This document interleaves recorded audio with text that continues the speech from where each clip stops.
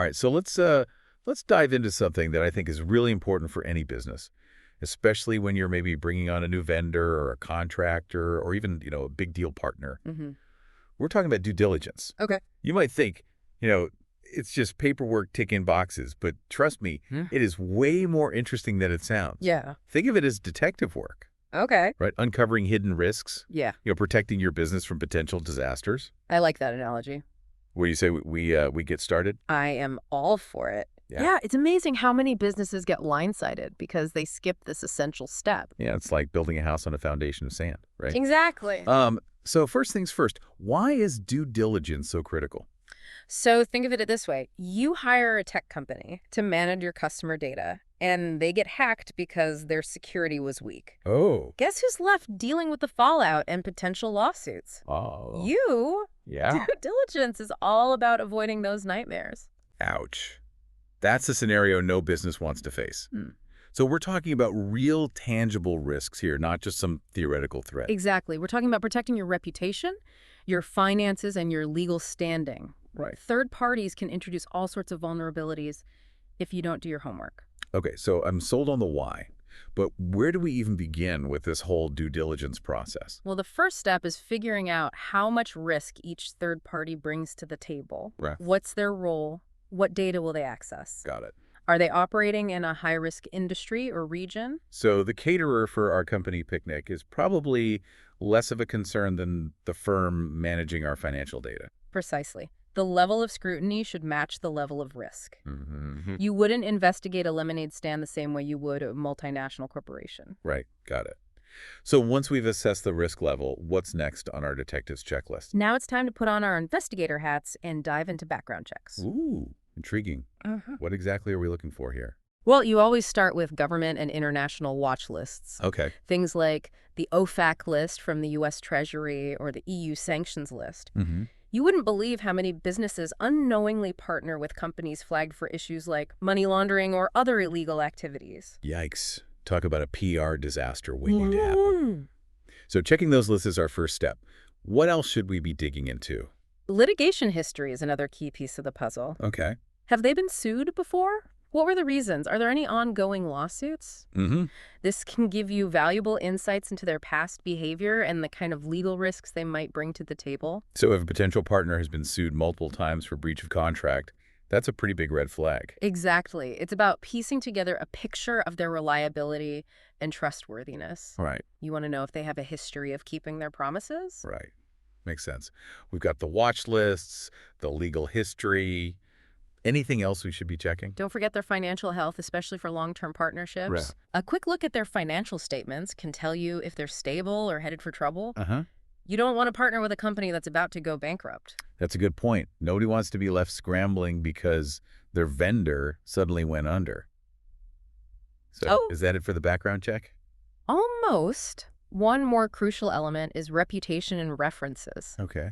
Think of it as checking online reviews, but for businesses. Okay. Talk to other companies they've worked with, Mm-hmm. get a sense of their track record and how they handle relationships. Right. There are even software tools that can help streamline this process. So it's not just about the hard data, but also their overall reputation in the industry. Kind of like checking someone's social media before a date, but on a professional level. Exactly. You want to partner with integrity, someone known for ethical behavior and fair dealings. And if they can't provide references or their reputation is questionable, that's a major red flag. That makes sense. Mm-hmm. So we've tackled the risk assessment. We've done our detective work with background checks. What's next on our due diligence journey? Now we shift gears and dive into the world of compliance. Okay. We need to ensure this third party is playing by the rules, especially when it comes to things like anti-corruption laws. Compliance, huh? This sounds serious. What kind of laws are we talking about? Well, a big one is the FCPA, the Foreign Corrupt Practices Act. To put it simply, it means U.S. companies and anyone working with them can't bribe foreign officials to get business deals. So even if it's the third party doing the bribing, WE could be held liable. Unfortunately, yes. And the penalties can be massive. We're talking millions in fines and even jail time. Wow. It's not something you want to mess around with. That definitely raises the stakes. So how do we make sure everyone's on the straight and narrow? How do we guarantee they're not going to land us in hot water? One simple step is requiring third parties to sign anti-bribery and anti-corruption declarations. Okay. It's basically them putting in writing that they understand the rules and won't engage in any shady business. So a legally binding pinky promise? You could say that. It creates a clear paper trail and sets the right expectations from the get-go. You also want to check if they have their own internal compliance program in place. Okay. Do they have a code of conduct? Do they train their employees on these issues? Right. If they don't, it could be a sign that compliance isn't a priority for them. So it's not just about making them sign a piece of paper. It's about making sure they actually have a culture of compliance within their own organization. Absolutely. If they don't have these things in place, it might be a red flag. You might need to help them beef up their compliance efforts or reconsider working with them altogether. Sometimes a little extra effort up front can save you a lot of headaches down the line. Okay, so we've covered risk assessment, background checks, compliance. What else is there? What's next on our due diligence adventure? Now we get to the part where we build our contractual armor. This is where we create safeguards within the agreement itself to protect ourselves if things go wrong. Contractual armor. Yeah. Okay, that sounds pretty serious. Yeah. What kind of protection are we talking about? First and foremost, you need a clause that gives you the right to audit the third party. This means you can check in on them, periodically review their books and records, and make sure they're still following the rules and living up to their end of the deal. So it's not just about taking their word for it. We have the power to verify that everything is running smoothly. Exactly. You're not relinquishing control. You're establishing a system of checks and balances.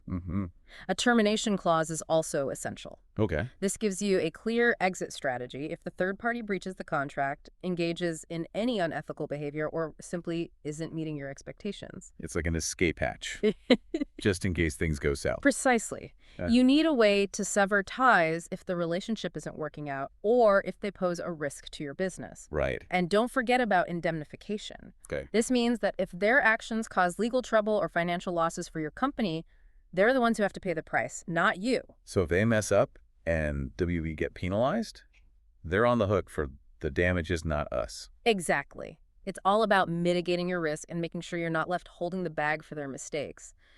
That's a relief to know.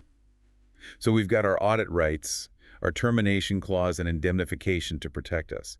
What else should we consider when crafting our contractual armor? Those are the big ones.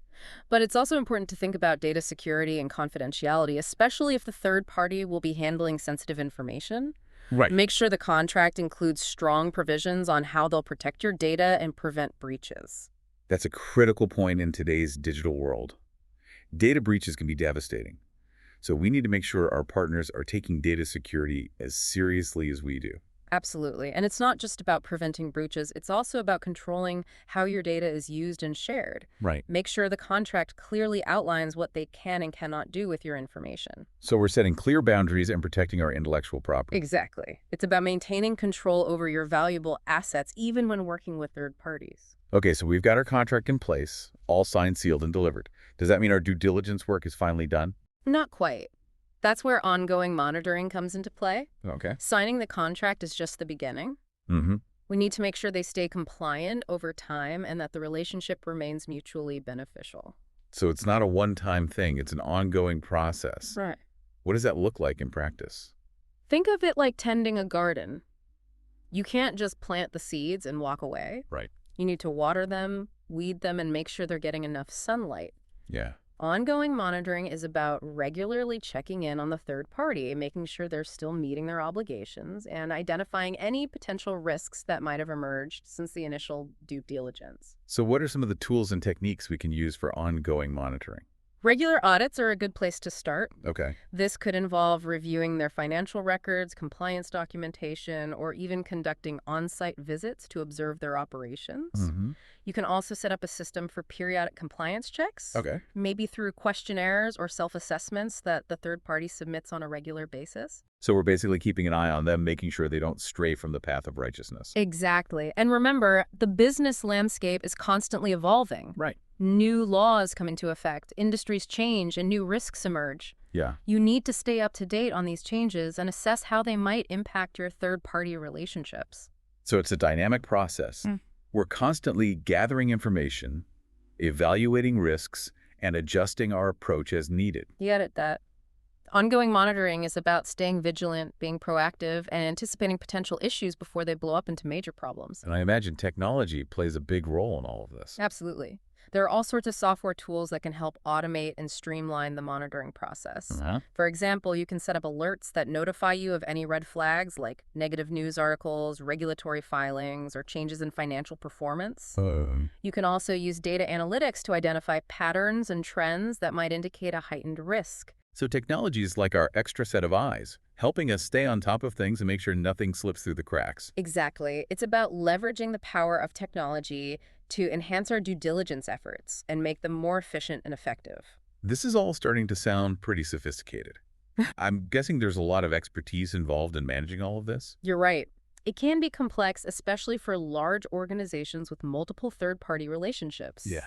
That's why many companies choose to work with specialized due diligence providers who have the experience and resources to handle the heavy lifting. So if we're feeling overwhelmed, we can bring in the experts to guide us through the process. Exactly. They can help you develop a tailored due diligence program, conduct thorough background checks, manage ongoing monitoring, and even provide training to your staff on best practices. So it's like having a due diligence SWAT team on our side. Exactly. They're your trusted advisors helping you navigate the complexities of third-party risk management and ensuring that your business is protected. Okay, so we've covered a lot of ground here, from initial risk assessment to background checks, compliance, contractual safeguards, and ongoing monitoring. What's the key takeaway from all of this?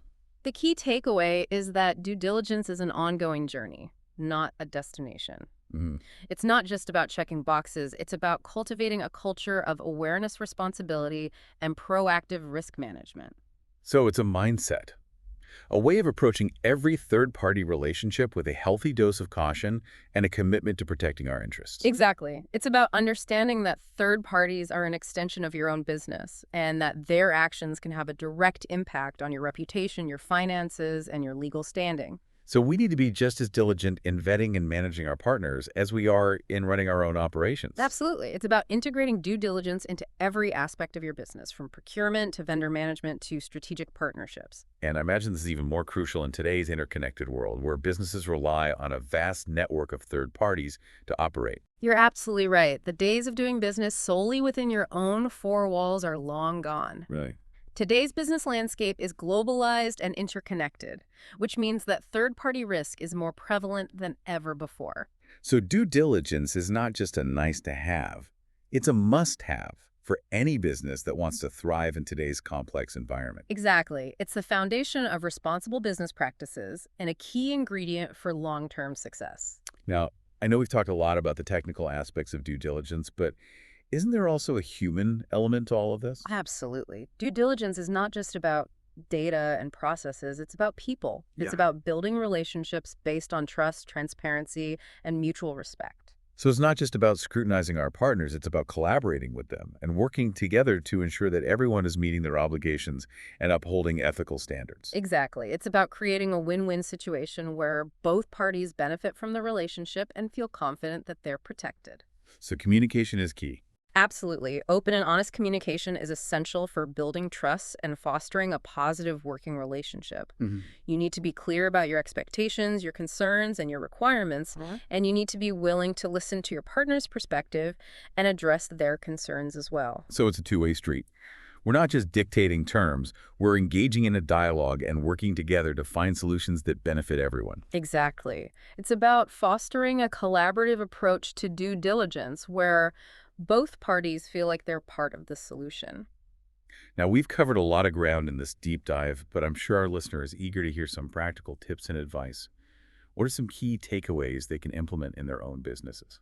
So let's shift gears a little bit and dive into some real-world examples. Okay. See how this plays out in practice. Yeah, I always find that real-life stories kind of help bring these concepts to life. Yeah, for sure. So imagine, a large retailer that's sourcing clothing from a factory overseas. They've done their initial due diligence, checked the factory's certifications, and everything seems to be in order. Right. But then a few months later, a news report exposes unsafe working conditions and labor violations at that very factory. Oh. Suddenly, the retailer is facing a PR nightmare.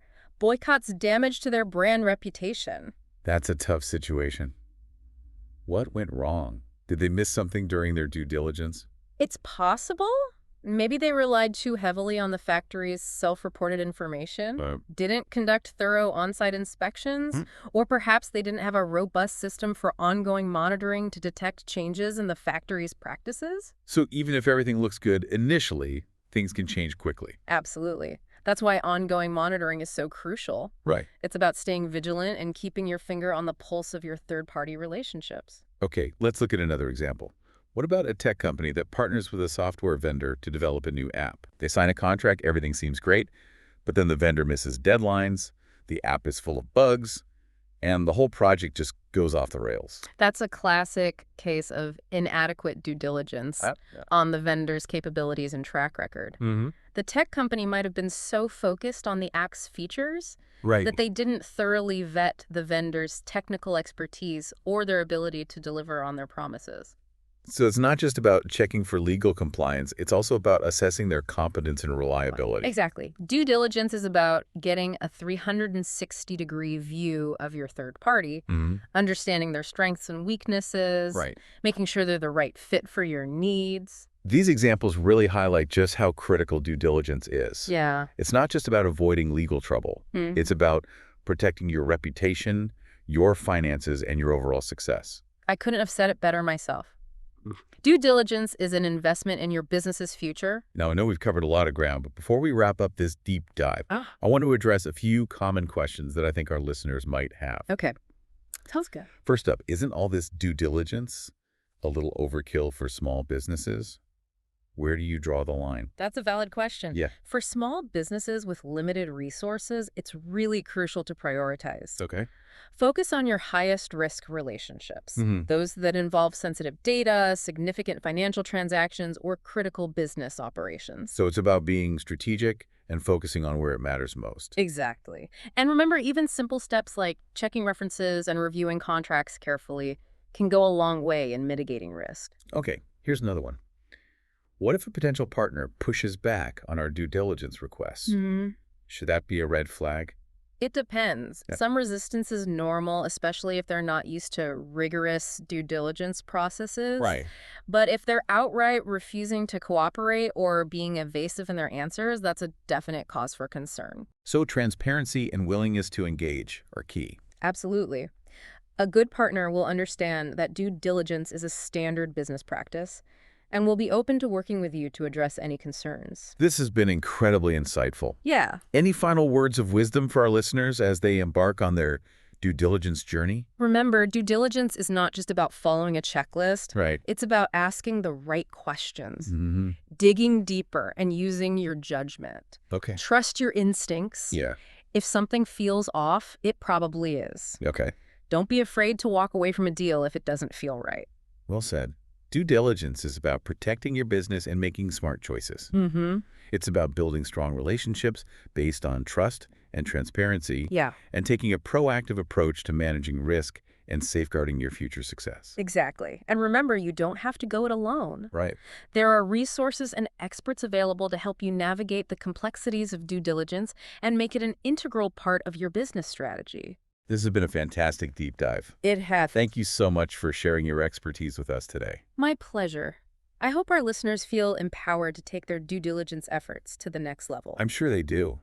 To all our listeners out there, remember, due diligence isn't just a hurdle to overcome, it's a strategic advantage. Mm-hmm. It's an investment that pays dividends in the long run. For sure. So go out there and make due diligence your superpower. Yes. Your business will thank you for it. Ah! And that's a wrap on our deep dive into the world of due diligence. Great deep dive. We'll see you next time for another fascinating exploration. Sounds good. Until then, stay curious and stay diligent.